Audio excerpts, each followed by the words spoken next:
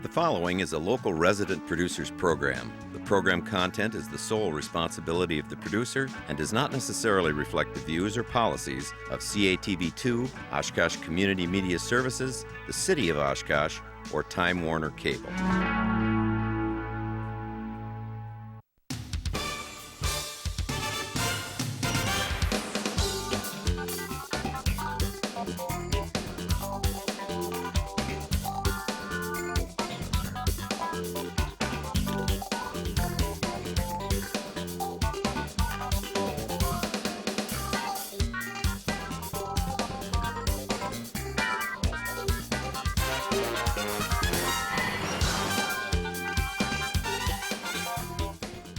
Hi everyone, welcome to Oshkosh. Cheryl Hentz here along with Dan Rylance, and we are pleased to be joined again by political science professor from UW-Oshkosh, Jim Simmons.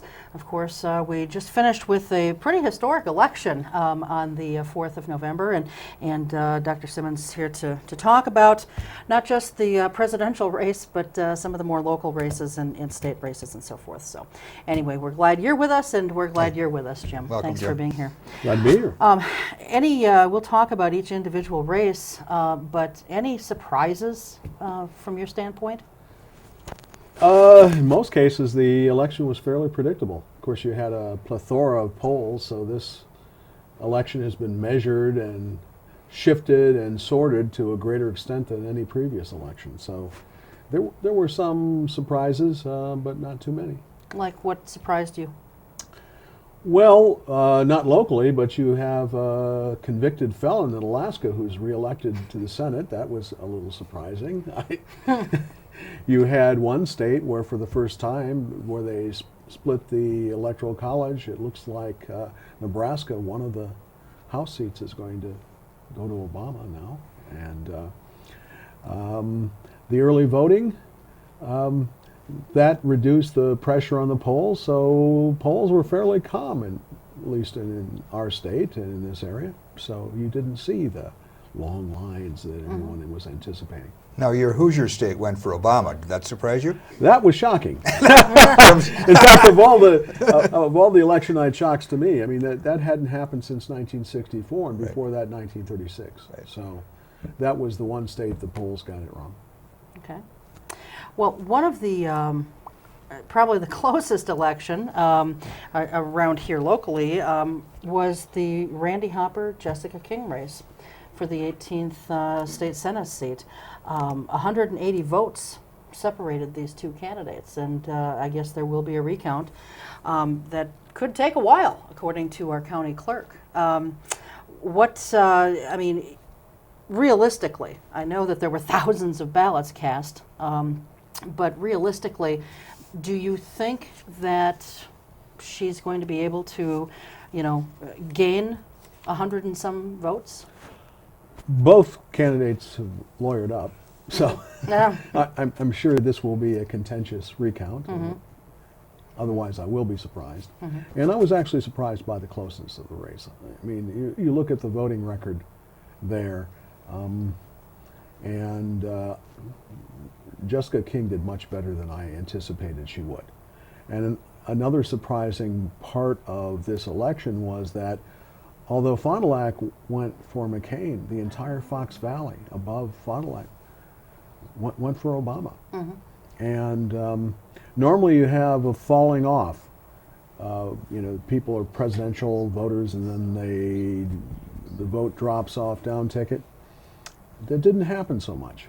Of course, it happened just enough so that King, if she had received the same votes that Obama did, we'd be having a recount, but it would be with Jess in the lead. What was interesting to me about that race, now she obviously did very well in Oshkosh, where she's on the Common Council, but from a county standpoint, she didn't do as well as Randy Hopper, and the same thing in his county. He's from Fond du Lac County, and he did better in Winnebago County than he did in his own county. What does that say to you? No. She carried this county by a wide margin. No, I thought that he did. I thought she'd carry this county by 4,000 votes, but I could be wrong on that. She got 59% of the vote to his 41%. Okay, well then I am wrong on yeah, that. and he carried both Fond du Lac and Dodge County. I mean, in fact, the reason why she conceded early was because Winnebago simply had counted the votes, and she didn't think that when the county did that she could make up the gap. Well, I guess that's why I thought that she did not do as well here as he, because when I was looking at numbers on election night, he had won, and I was looking only at Winnebago County numbers at that point. There were no numbers from Winnebago Yeah. County. On the county's Zero. website there were. Oh yeah, Oshkosh hadn't recorded any numbers. on the county's website, I saw some. Oh, Yeah. I'm not sure what you were looking at. There wasn't any votes for Jessica King.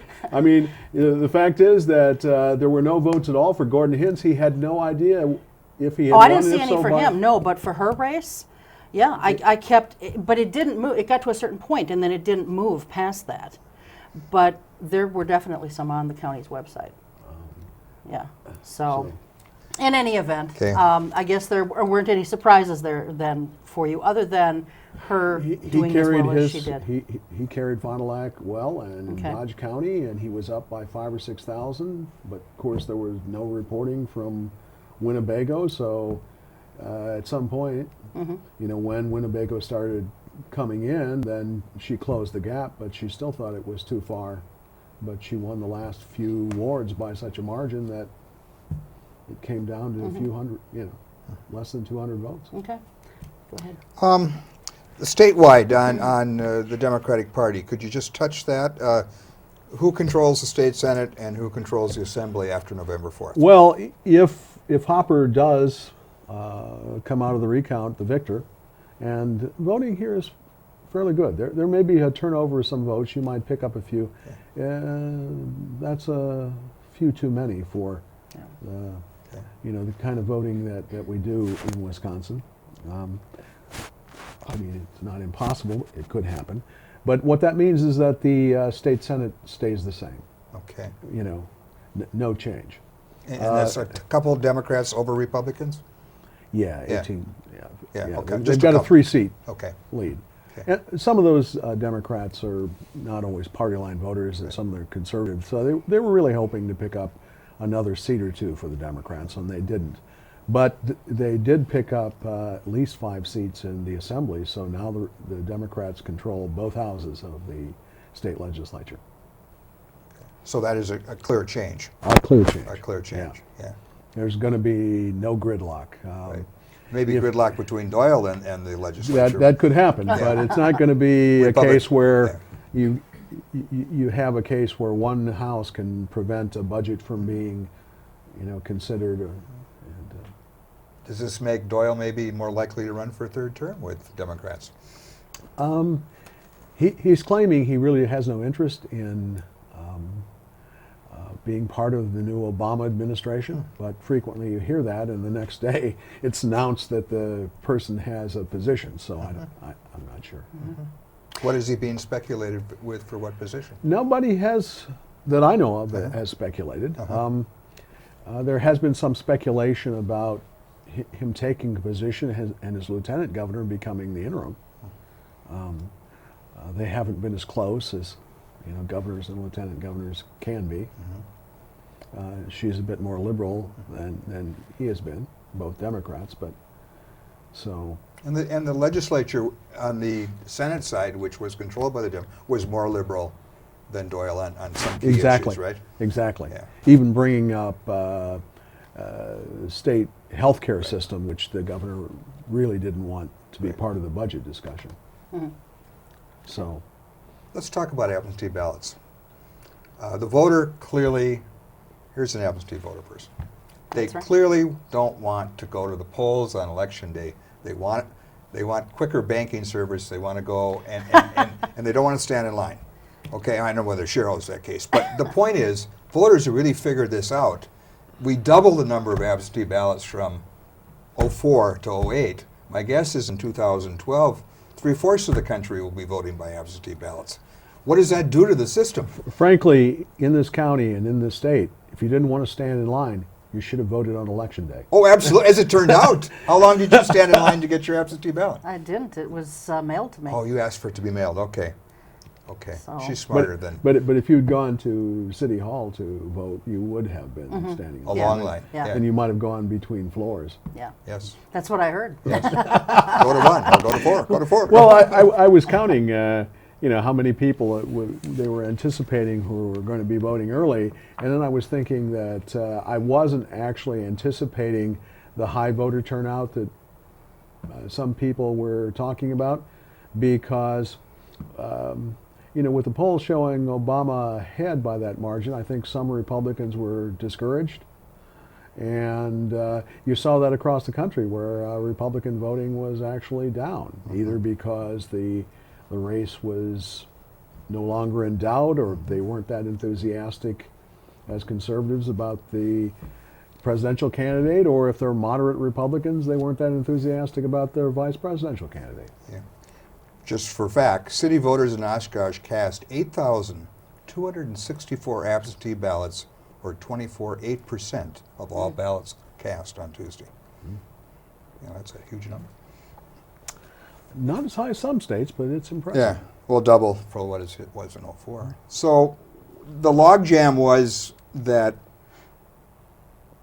the absentee ballots were not counted until near the end or after the polls closed, which backed up the tally time for the wards in Oshkosh to report in. Is that a fair assessment? That's the very accurate assessment. Yeah. And it looked to me as if there was time to be counting the ballots, because the traffic, in certain parts of the day wasn't such that you couldn't do it. So the other counties in the state, they were able to count the ballots in a timely fashion. I don't understand why that wasn't true in Winnebago County. If they asked you what you would do to make the absentee voting process work better in the next presidential election, what would be your suggestion? Well, I think generally the voting system, despite 2000 and 2004 problems, we're still really not there. We're still using touchscreen devices like the Diebold product locally that I have doubts about, and we still are extremely decentralized, and the quality of service and voting will vary from one county to another and one clerk to another. We still are not verifying as we should who's voting, who should be voting. I mean, I didn't support Van Halen's suit, but really you'd think in a country like ours we could get this right. Well, let's talk about that for a minute, because, he kind of lost some ground with that suit. They said that he just didn't have any standing to be able to, file it in the first place. Then, about a week or so ago, he said that he was going to deploy, 50 staffers to different polling places around the state to kind of monitor and make sure that there was no election fraud going on. From your perspective, Jim, does he have that right, or any standing there to do that? And more importantly, I guess, what kind of training do they have? How are they going to spot election fraud? And if they would have, what are they deputized, if you will, to do about it? Well, at Albee Hall at the university, there Republicans had an attorney there to make sure that everything was done and that students weren't giving any additional help that they didn't feel they ought to receive. So I think Van Halen was really preparing to challenge the election outcome if the vote had been closer than it was. I'd be surprised, given the size of the victory, that much will come of it. Right. But at best, it seems to me that we can do better to clean up our electoral process. Voting shouldn't be that difficult. It shouldn't be that hard to determine who's eligible to vote and who's not. Other countries look at us and wonder how we can be so advanced in some ways and so backward in others. Many of the Western European countries also have weekend voting, don't they? Yes. Where they vote both on Saturday and Sunday in a given time. Right. We may want to look at maybe a different day too. A lady came into Webster Stanley and she said, "I can vote twice, can I?"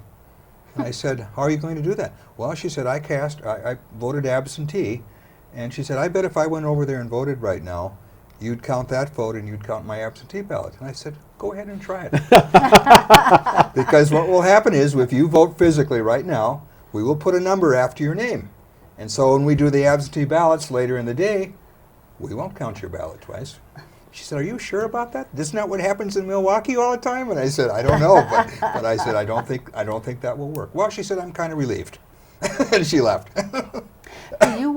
Did you want to talk at all about the ballot here and the machines? Well, this really blew me away, and I guess I emailed her this, Jim, earlier. We were told at the workshop before that if you know, the four parties are up on top. Mm-hmm. And if you pick, let's just say, Democratic Party, okay, which means that would lock you in for all the Democratic offices on the ballot. But for whatever reason, a Ronald Reagan moment or something, you went over and you penciled or not printed in McCain, two things would happen, and they just blew me. First of all, we were told that the machine would accept that ballot. Now, wouldn't you think the machine would go and kick that out? I would think. Well, they said no. And second, which is even more disconcerting, they would count the McCain vote, which seemed to me to contrary to the intent of the voter, which was at the beginning to pick a straight party vote. I found that very strange. You know, you asked me about it, and I really didn't have the time to. Right, no, I to understand. check. Yeah. Now, in a close election, that might be an issue. This is clearly not going to happen, you know. But I don't know what. But that runs contrary to the whole idea of straight party voting. Absolutely.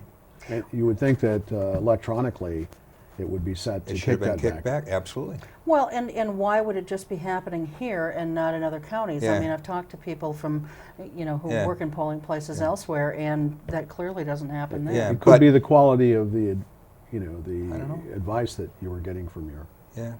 Yeah. Well, it may have happened other places, but no one said anything either. You know, I mean, I don't know. It's one of those interesting things that I found that very strange. Yeah. So that was the point on that. In the 53rd Assembly District, Republican Dick Spanbauer finally got his wish, and he is on his way to the Assembly, or will be in a couple of months. He beat Democrat Jeff Mann, and you know, in an area in an election where so many people were voting in Democrats or keeping Democrats in. Does that surprise you at all, or do you just kind of chalk it up to the fact that, you know, Dick Spanbauer, this was his third attempt, and you know, his second attempt, he came very close to beating Carol Owens. So there was a lot of name recognition there, or what are your thoughts on that? Well, while it's true the state was overwhelmingly blue, I mean, county by county, but it's still the case that there are parts of counties, particularly the more rural parts of counties, that were still red. And I have to say, too, that in a lot of ways, Mann was one of the most conservative Democrats that you're going to encounter. And on some issues, he was more conservative than Spanbauer. Spanbauer was well known. And after all, he'd run twice before. He seemed to fit in well. And Mann was an attorney, not. Were you surprised at the margin? But when you were in here last time, you were kind of throwing out the bait that you thought that race could be closer. Yeah, I Huh? thought it might be closer. It looked like a young man who would really put a lot of effort into it, and it just didn't turn out that way for him. You didn't predict Indiana to go Obama either, did you? I thought it was going to be close, Yeah. but I really didn't think that Yeah. Obama would be over the top. Yeah. This is his home state. That's why I'm teasing you on this. So go ahead. What does this do for Gordon Hentz? Second term, he's alluded to the fact he wants to get on one of the more prestigious assembly committees. Chance for that, you think? Well, you know, there's a chance that he could chair the Higher Education Committee, which would be A plus. in this district, major position for him. And he's relatively young. You know, there may be options above the assembly level for him. Is the Republican Party clearly the second political party now in Oshkosh and Winnebago County? Well, we need a few more elections Okay. before we say that, but Okay. I'm willing to say that probably the city of Oshkosh is going to be more than leaning Democratic. I think it may be solidly Democratic. And Appleton is shifting in that direction too. So the Fox Valley, particularly the more rural, small town portions of it, we'll have to wait and see. But it looks like this state could be more safely Democratic. We may not be a battleground the next 4 years from now. It just seems ironic for someone who's been here 10 years that this was Underheim and Ressler's area, and looks like Gordon Hentz now is really second term. It's kind of a vulnerable one. He's made that with that he's in good shape for the future. Well, you have to remember that Bill Clinton carried the city, not the county, but carried the city twice, and Al Gore, when he ran, did the same. Clinton even carried Winnebago County when he was running against Bob Dole. So it looked like voters in the county were willing to vote Democratic under certain circumstances, and given what's happened recently, it's not hard to believe that they might be shifting permanently. After all, party loyalties have changed. Even 4 years ago, when Kerry was running, the Democrats had nationwide maybe a 3-point advantage in party identification. Now it's up to 9 or 10. Both the Democrats in Washington and the Democrats in Madison are going to be faced with huge budgetary restraints. How bad will it be in Wisconsin? Well, the governor is talking about a $3 billion deficit over 2 years. Now, that number seems a bit exaggerated to me, but it's still a substantial sum of money, and we are clearly in recession. Not to mention financial crises, and the governor is going to expect the Obama administration to help the state out when it comes to unemployment benefits, Medicare, and what have you. Otherwise, I just don't see how you patch the budget with. We've been doing one-time only money with various accounting devices and what have you, and the governor is committed to no new taxes. I just don't see how he does it without making draconian cuts in a lot of. Yeah, I think. Well, it's going to be interesting. Yes, painful. Yeah, that too. Yeah. Just real quickly, Jim, because we're almost out of time. This election between King and Hopper, while I didn't think it was quite as nasty as the one between Hentz and Punglushki, it was still kind of nasty. And these ads that third parties are putting out there. Yeah. Do you think, in your opinion, that should be stopped? I don't see. I don't see how it can be stopped.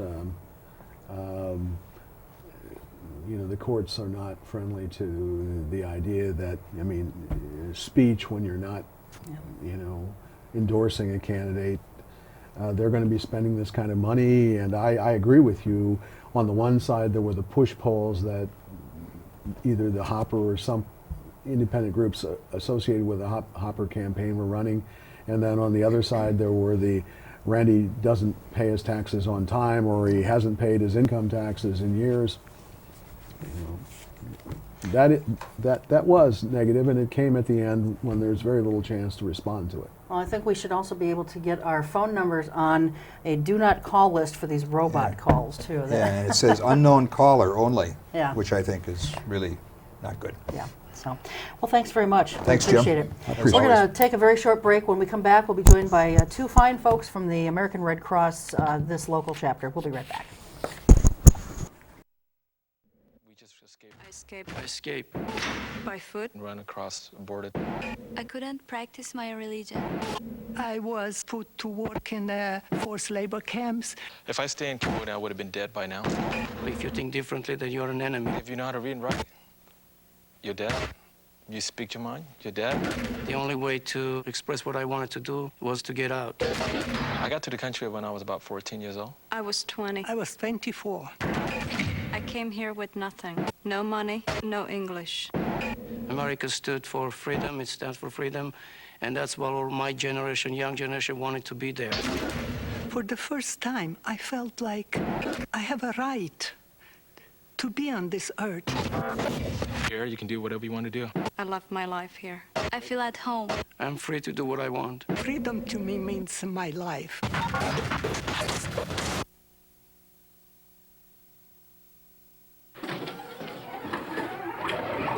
How you doing? Hi. Hi.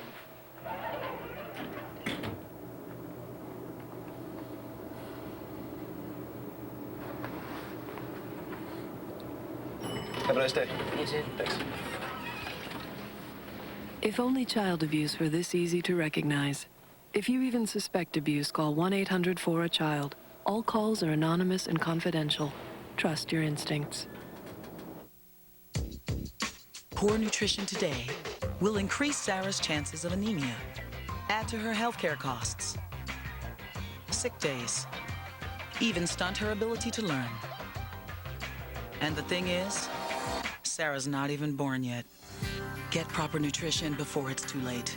Call or visit WIC. WIC provides nutrition information, healthcare referrals, even food. Your child has you, and you have WIC. All right, we're back. Welcome to the second half of Eye on Oshkosh. We're joined now by two people from the American Red Cross. To my left is Steve Hansen. And Steve, you are the regional chapter executive? Correct. All right. And Barbara Behling, am I pronouncing that right? Behling. Behling, okay. Regional Community Development Officer. And you're with the Northeast Wisconsin Regional Chapter? Right. East Okay. Central Wisconsin chapter located here in Oshkosh. And in that capacity, we are also the regional chapter, which is a new responsibility given to us just a year ago. All right. So Well, Barbara congratulations and I on that. are working on that together, as well as a group of outstanding staff and volunteers that we have here. Okay. And Barbara, you're very new to the area, right? Yes, I've just started about 4 months ago, so Okay. I'm relatively new to the area. But I've been a volunteer for the Red Cross for quite a few years. Okay.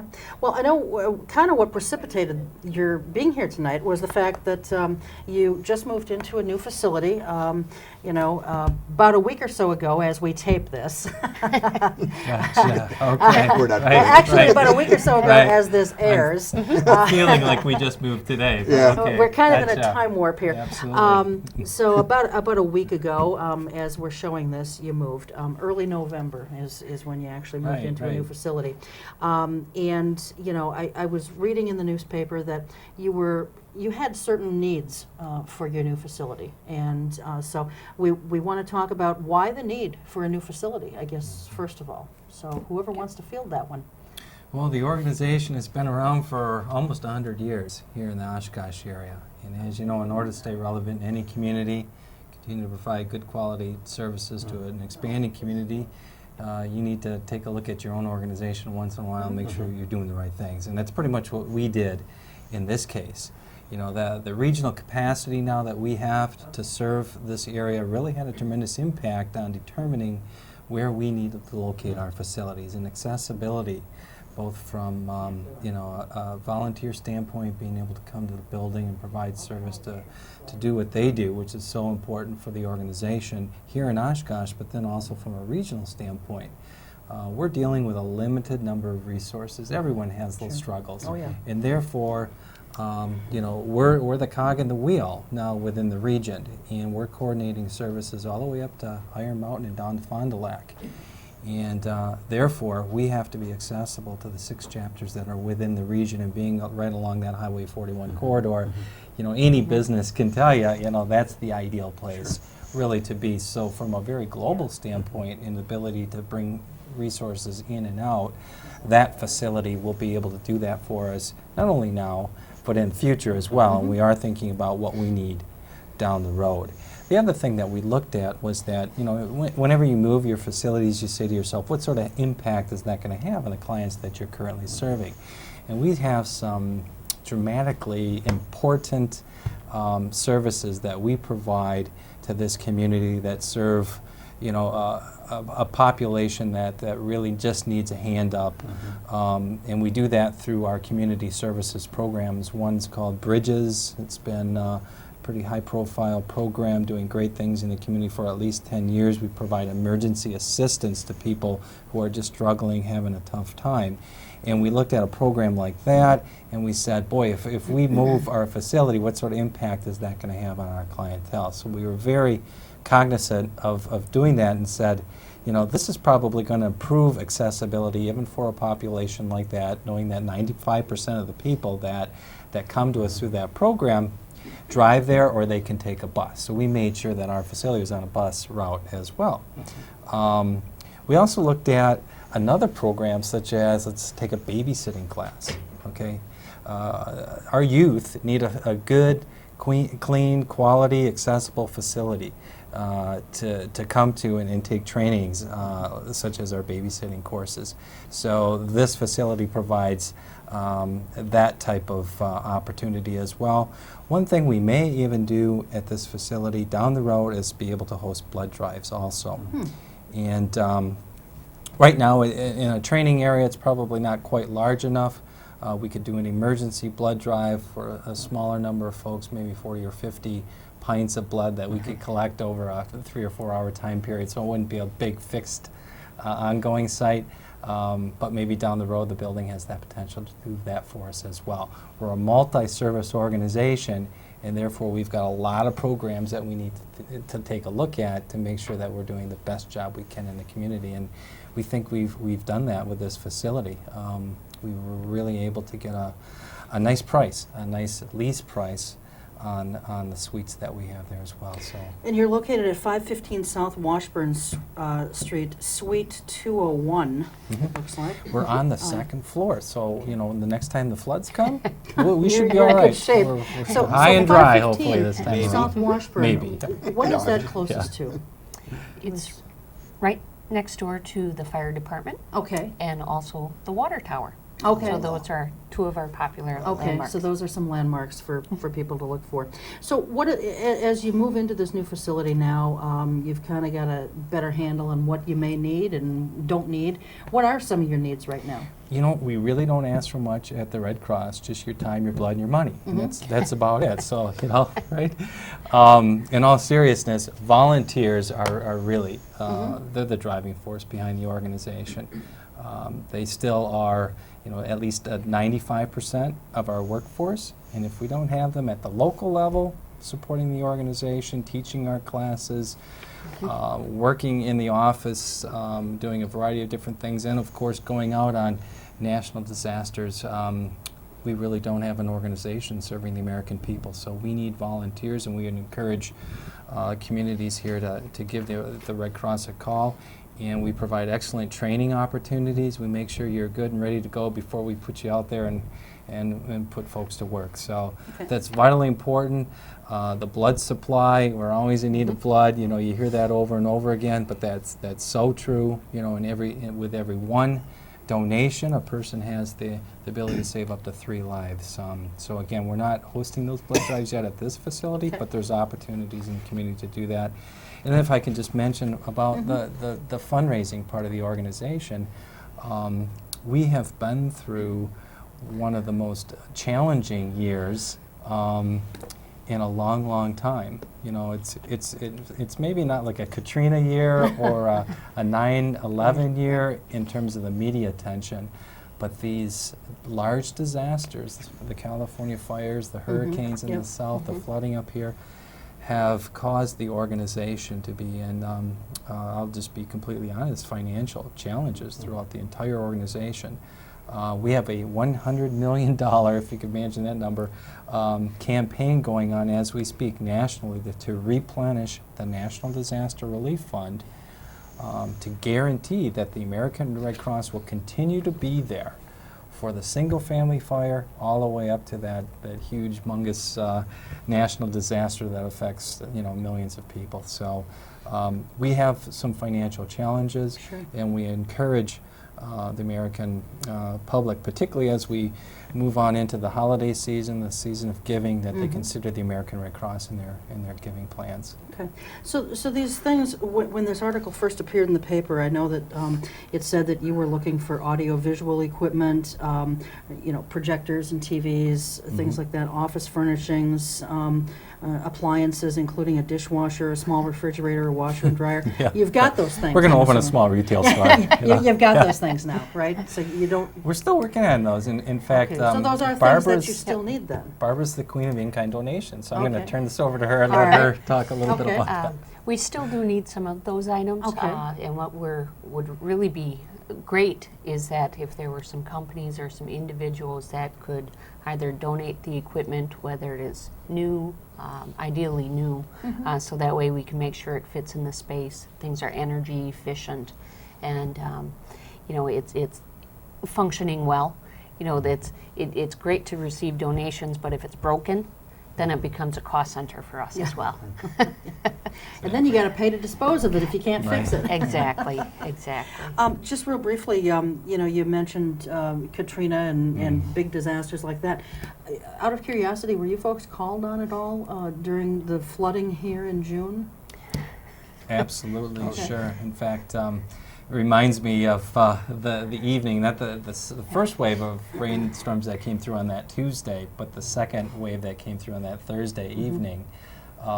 Boy, that was so difficult, taxing obviously on the people that saw all that water come through the city, and wondering if you know, their basements were going to be flooded and then some. And you know, we were ready to go as the American Red Cross was, but we couldn't get to, you know, the Hooper Community Center to get to our disaster supplies, to get on over the convention center and set up shop, because we knew people were going to be displaced from their homes. It was such a challenging time. Finally, at 2:30 in the morning, we were able to get a small crew of volunteers and a few staff together that we could navigate through the streets of Oshkosh and get down there.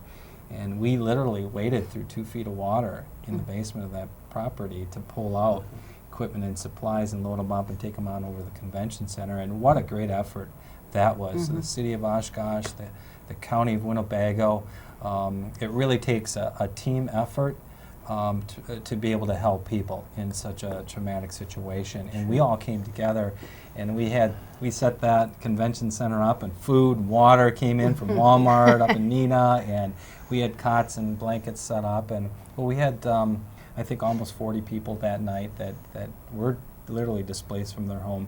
And then you may recall we opened up and kept that service center open for about 2 weeks afterwards. And we had a steady stream of people coming through, and we were giving up cleanup kits and comfort kits, and Bemis had donated all these large plastic bags because people needed to clean up their homes and stuff. So we were very, very actively involved, and again, that was all about the volunteers that stepped up to help out their fellow neighbors, and again, our community partners, including the United Way, with their financial support to come in and help us do what we do. Okay.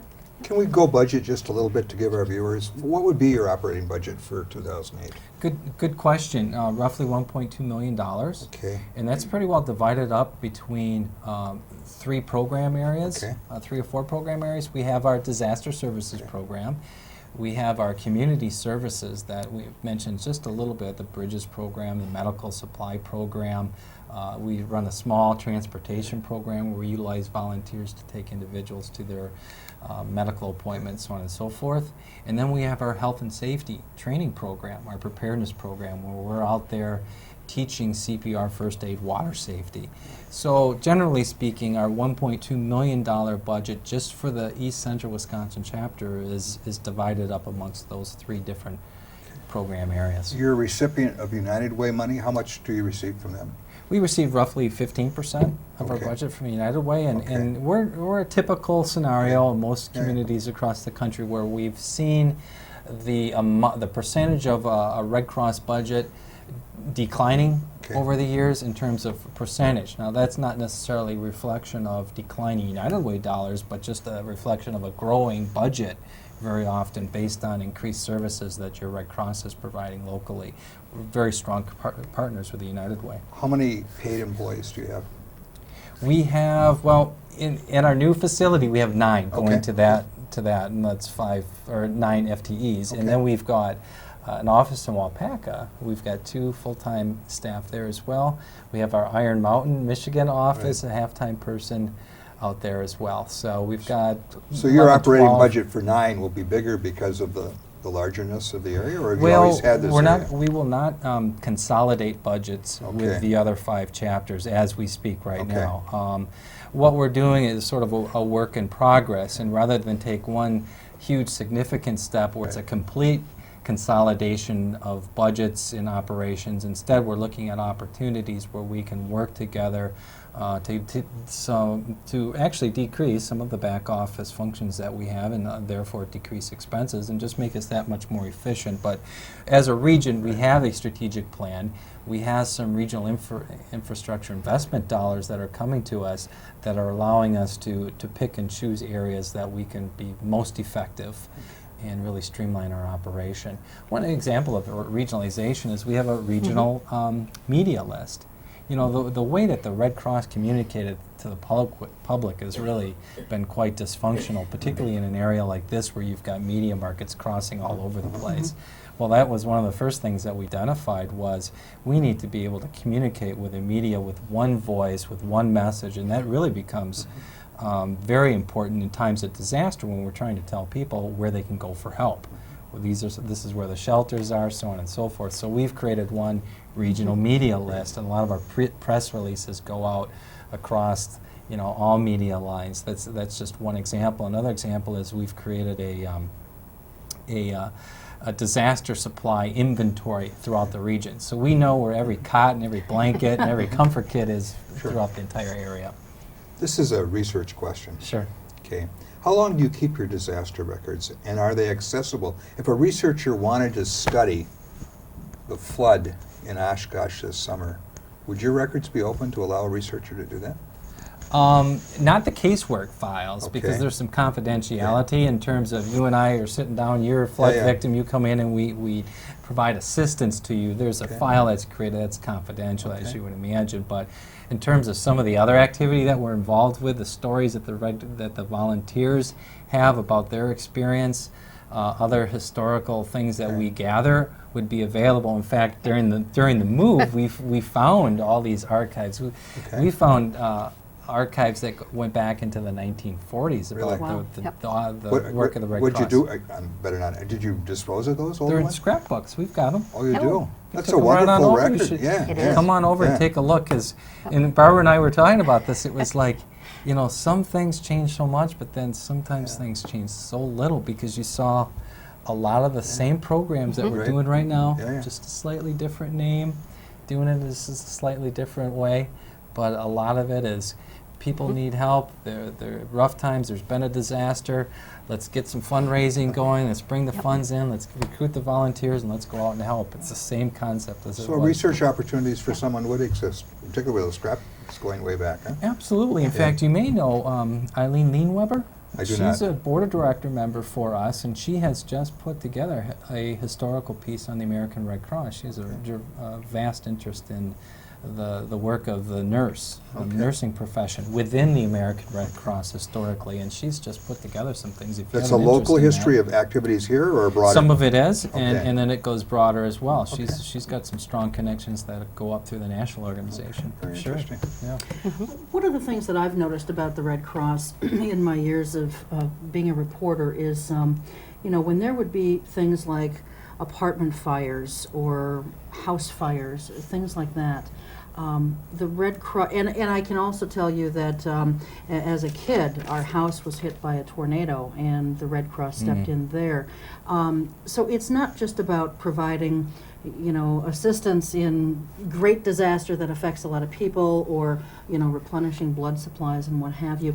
Can either of you or both of you talk a little bit about what your involvement is in those smaller situations that, while not disastrous on a large scale, they're pretty catastrophic for those individuals involved? I'll say one thing, and I'll hand it over to Barbara, but the Red Cross throughout the nation responds to over 70,000 disasters annually, and the vast majority of those are the the situation that you just described in a single family fire. Okay. So that's the untold story in many cases with the organization. It's those single family fires, that devastation that happens to that one family that the Red Cross is there for. So, in fact, within our region, the Red Cross responded to a disaster every other day this last year, 180 disasters.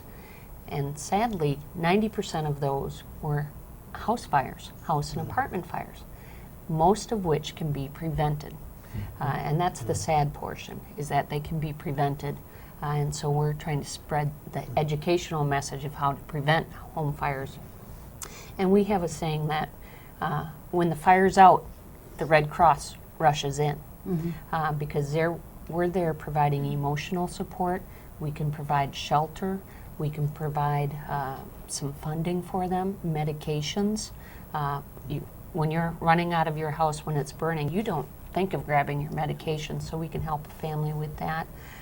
Some counseling needs, food, and clothes that you're going to wear the next couple of days, and so we can help with that.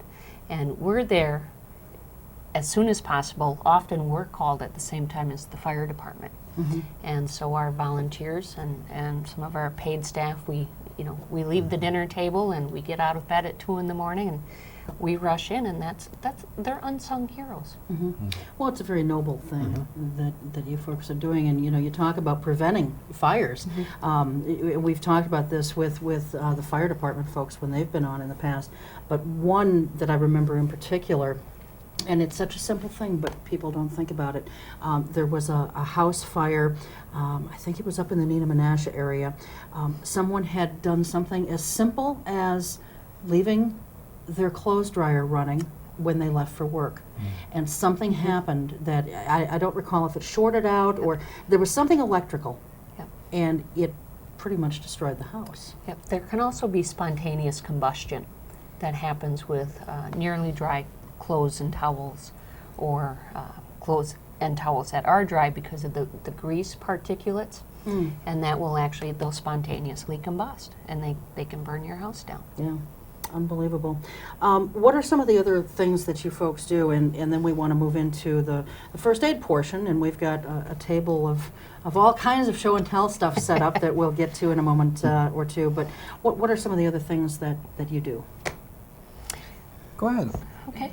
You're on a roll. Our health and safety training.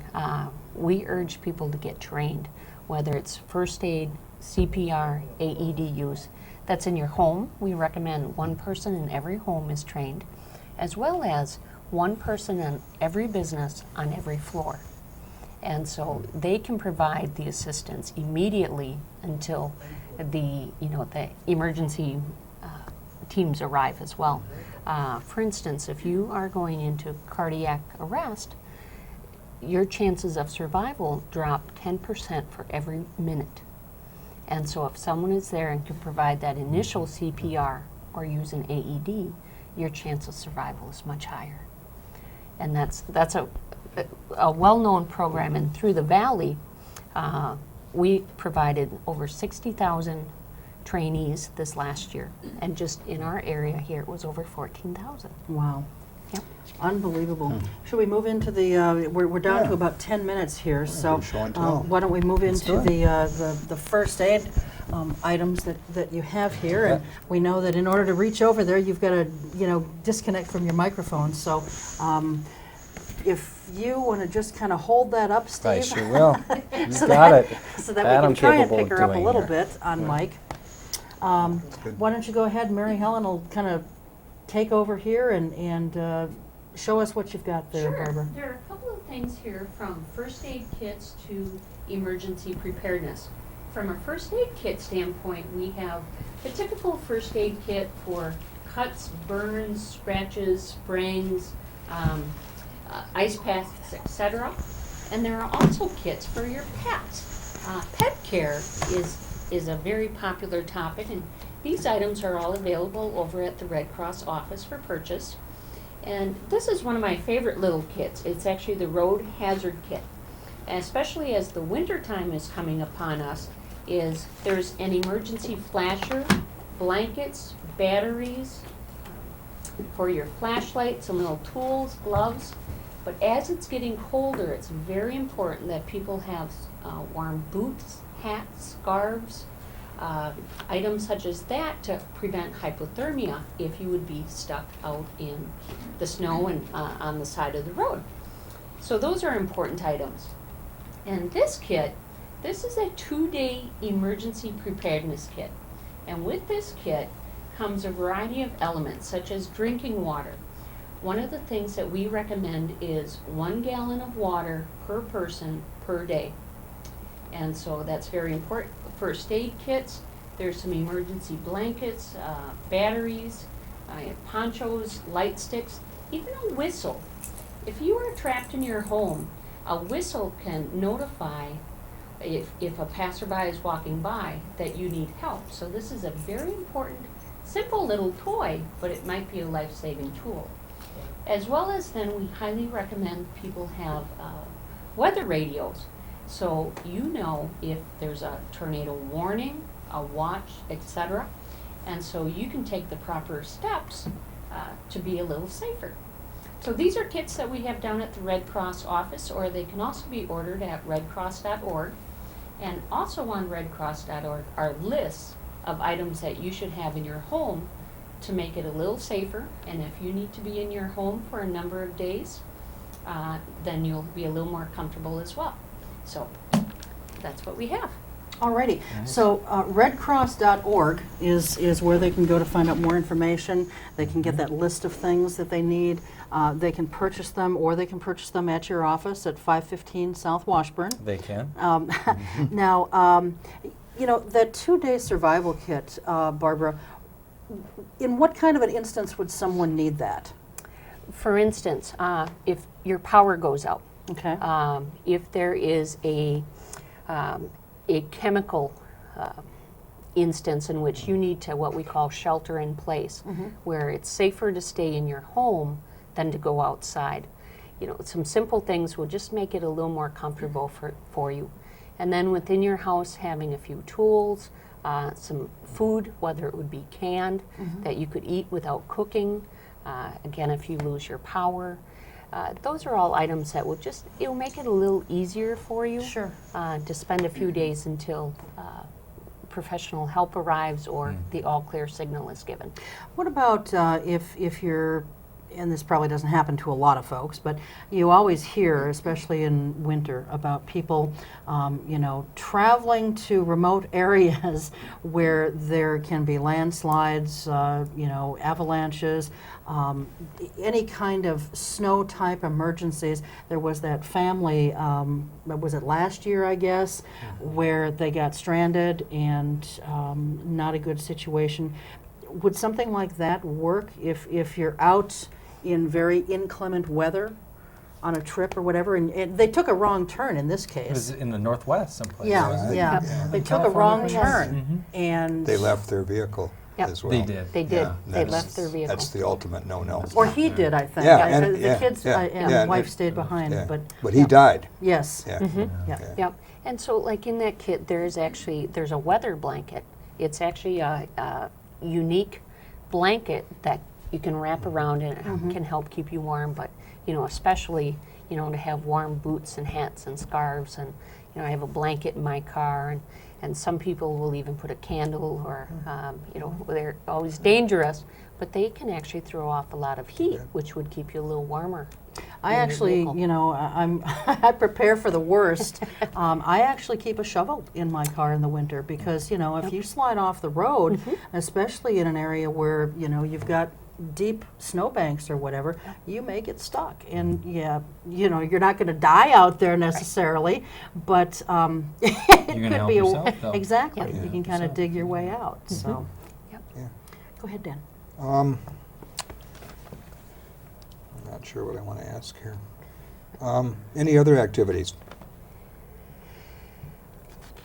How about, do you have a program where you help kids deal with younger siblings? Would you explain that a little bit? Sure. Yeah. we have a babysitting course. Okay, that's what I was. And in this babysitting course, the attendees actually get a little kit, Okay. a booklet, and they go through a number of kind of first aid training that will help them take care of a sibling until either a parent comes home or, you know, a guardian.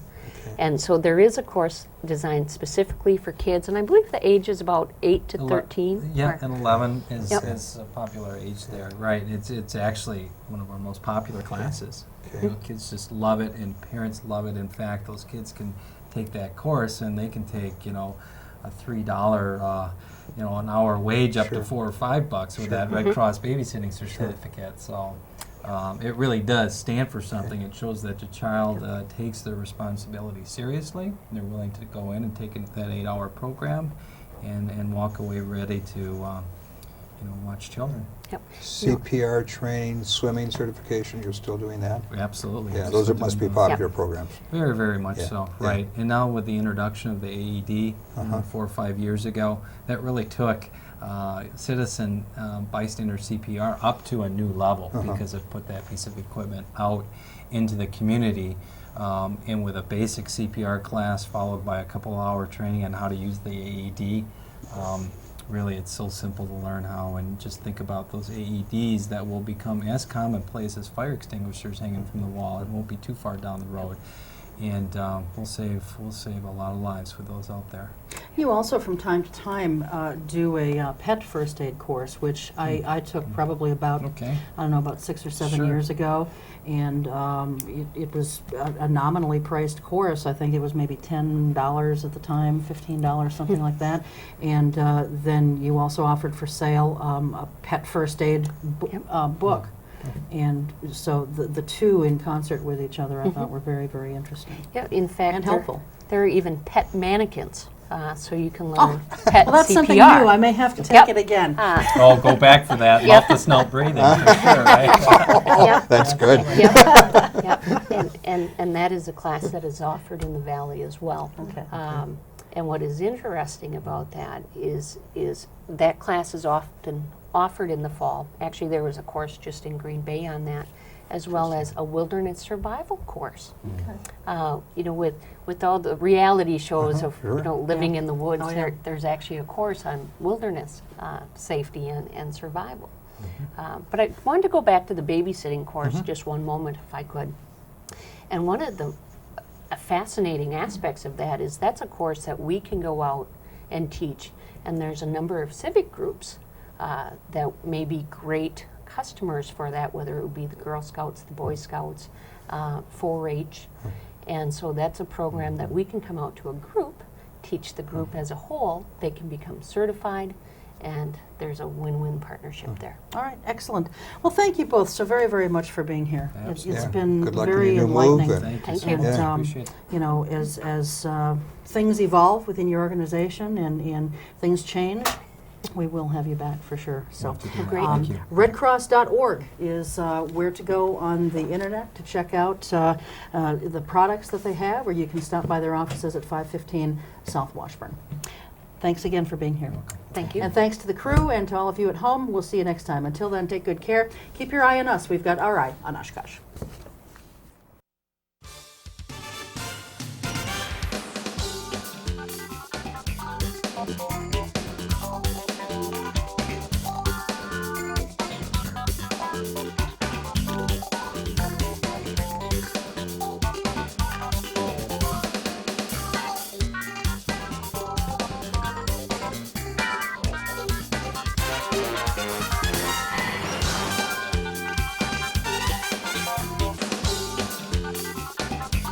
Thank you.